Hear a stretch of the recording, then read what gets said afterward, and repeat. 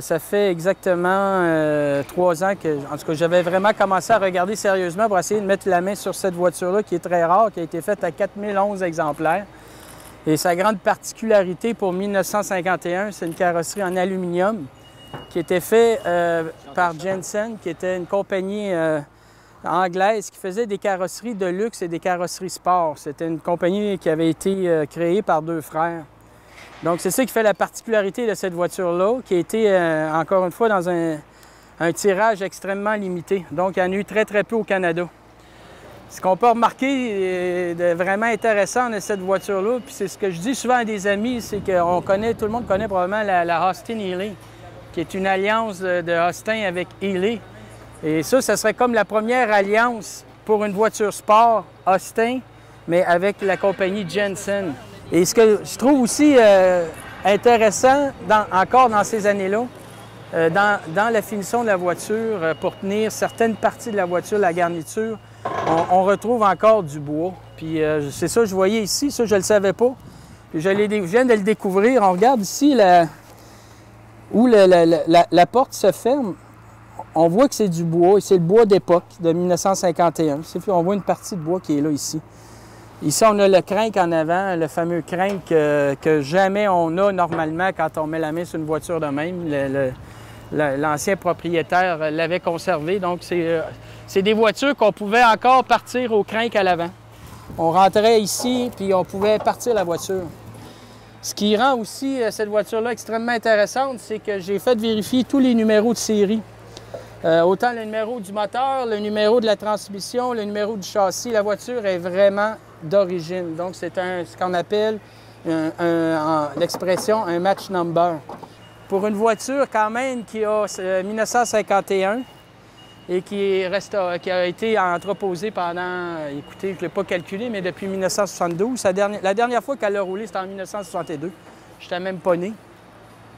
Et donc, depuis 1972, elle a été entreposée et la personne s'en est départie pour des raisons de santé. Donc, cette voiture vient de Red Deer en Alberta. Donc, c'est ça. Les gens qui gardent ce type de voiture-là, c'est vraiment des passionnés. Tu ne peux pas entreposer ça sans être un passionné et savoir reconnaître aussi la valeur patrimoniale. C'est vraiment une voiture...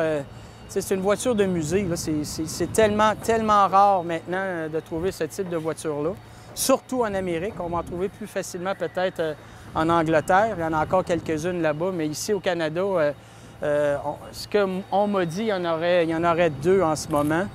Et donc, on en a une ici maintenant dans la ville de Québec. C'est extraordinaire. Et c'est ça, c'est un projet qui va nécessiter facilement entre 2000 et 3000 heures de travail pour la restauration.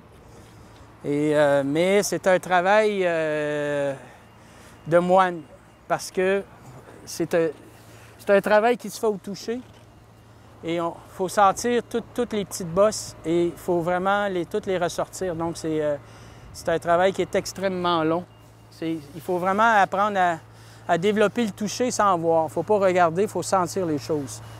C'est comme ça qu'on va réussir à replacer la carrosserie exactement comme elle doit l'être, comme elle l'était aussi à l'époque. Dans le manuel du fabricant, ce qu'on trouve de vraiment intéressant, c'est qu'on va avoir vraiment toute l'information sur la voiture, vraiment tous les détails. On nous explique comment défaire les choses, comment faire les choses. Donc, on a vraiment, vraiment en détail chacune des parties de la voiture, ce qui nous permet de vraiment travailler pour remettre la voiture exactement comme elle était à l'origine. Donc, c'est une voiture qui va être remise à 100 % à l'origine, donc il n'y a aucun détail qui va être négligé. Donc, c'est une voiture qui va être, comme on dit, 100 % originale. C'est assez rare de trouver une voiture où toutes les composantes mécaniques sont celles d'origine. C'est très rare. Fait que cette voiture-là, au départ, je ne le savais pas. J'ai fait des recherches. Le monsieur ne le savait pas lui-même. J'ai fait sortir les numéros de série. J'ai fait toutes les recherches et la voiture, elle est vraiment complète au niveau de tous ces numéros.